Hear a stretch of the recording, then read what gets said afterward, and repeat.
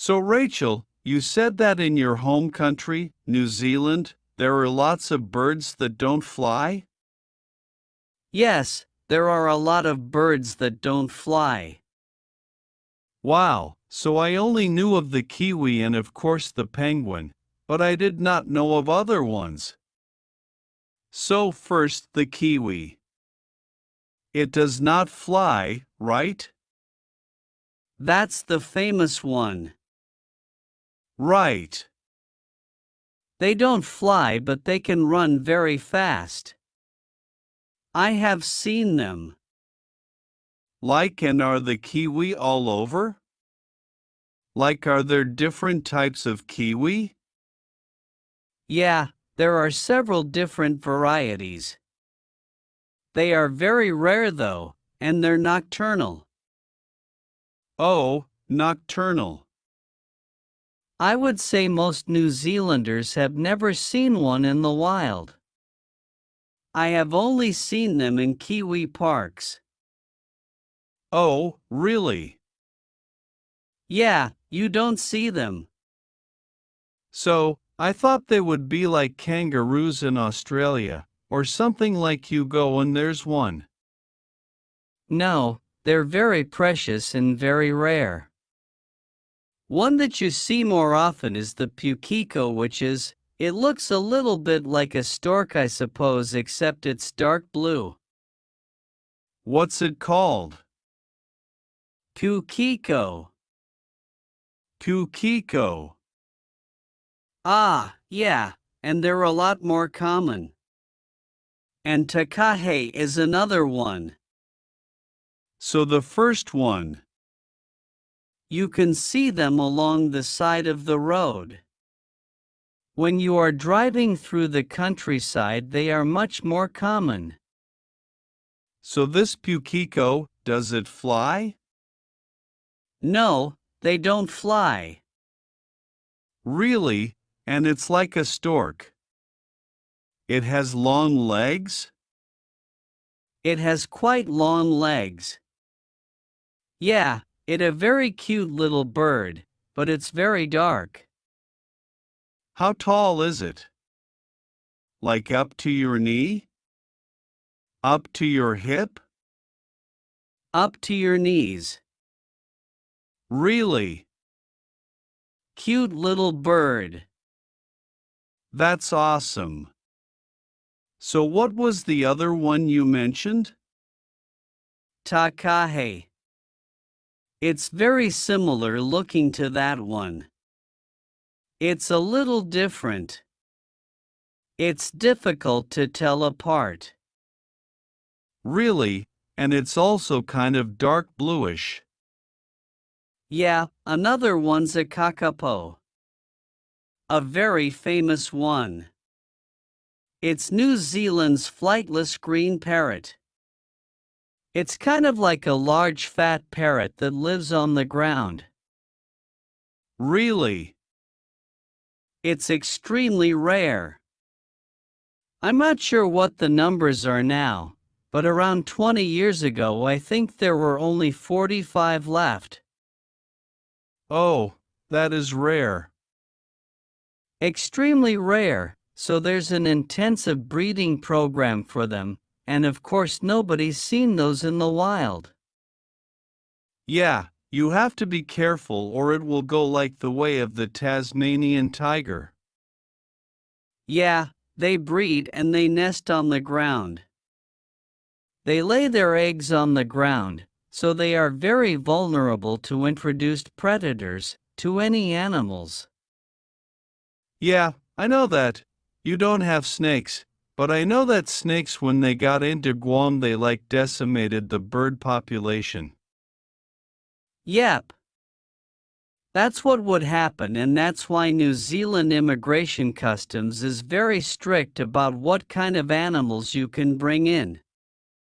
We don't even have snakes in zoos. That's smart. Michael Jackson famously came to New Zealand in the 1980s and wanted to bring his pet snake with him, and he was not allowed to.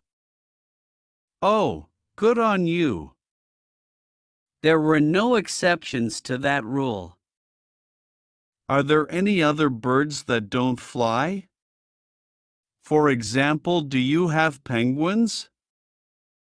Oh, yes, there's lots of penguins in New Zealand. In the south, right? Yeah, in the south. Oh, they come up to the north sometimes. Really? That far north? Yeah, occasionally. The big colonies are down south. Ah, that's amazing. How cool. Any other birds that don't fly? Not that I can think of off the top of my head. I'd have to look it up on the internet. No, that's that's quite a few. That's so nice. The most famous was the moa, of course, The moa? which is an ostrich-sized bird. Oh, really? Yeah, but they were killed off before Europeans arrived in New Zealand.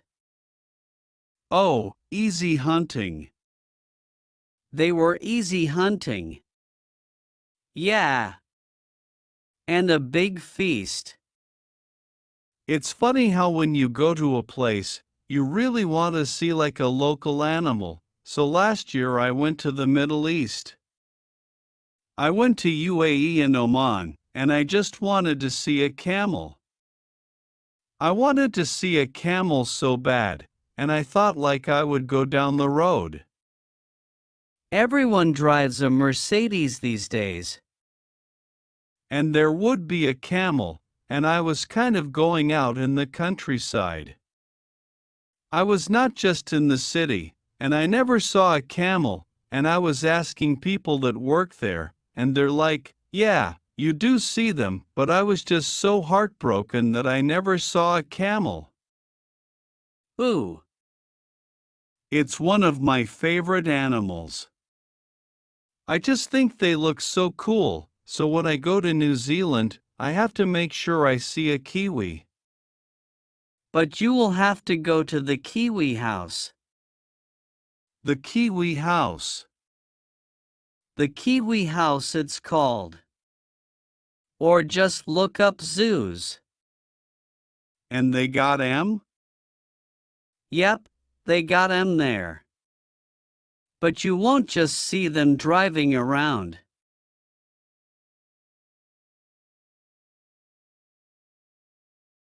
So, Lindsay, do you like to text message a lot on your cell phone? Yeah, actually, I text message a lot. I don't do it so much. Sometimes I prefer to just call someone on the phone if I'm in a hurry. Yeah, I go both ways. Sometimes I know I don't really want to talk to the person. I just want to ask them one question. So it's so much easier for me just to text them and say, "Are you going to the party tonight?" for example, instead of calling them, because I know if I call them, I'm gonna have to have a long conversation. Yeah, I can see what you mean. Well, usually I get off the phone pretty quickly when I call someone. I'm not a big talker. Yeah, that's true, Jake. You don't talk a lot. But, in general, I like to call people, because I think it adds a more personal touch. So are you fast at writing the messages with your thumb? Well, when I first got a cell phone, which was actually only 5 years ago, I was so slow. I thought I would never text message, and I always called people. But then people kept text messaging me, so I felt obligated to try to learn how to text message. So now, I'm pretty fast actually. What about you? Actually, I have the opposite problem, where when I first got my cell phone, I thought it was so cool and I had to text message all my friends who had one, and I was pretty fast with my thumb then. But it seems like now I don't use it so much, and I have gotten slower actually. Yeah, I think the text message actually is sort of has to do with your age. For example, I text message a lot and I know people younger than me, for example people in high school. They text message a lot. But I asked my father if he text messages, and guess what he said? What? Well, of course, he said he never text messages. He thinks it's very juvenile and unprofessional to text message someone. Yeah, I can see what he means. It's usually associated with young people and considered pretty informal to text message someone. Yeah, it is really informal, I think, because you are just using your thumb and you are trying to write fast. Rarely do you ever write dear, or from, or use polite language, right? Yeah, because you are using your thumb, you have to write the messages as short as you possibly can. Right. I mean, it sort of makes sense. When I think that I would never text message someone I did not know very well. I only text message people I'm good friends with and comfortable with. Well, it serves its purpose then, does not it? Yeah, I guess. I mean it is cheaper than calling someone, but, you know, other times it's better to call someone, don't you think? Yeah, definitely.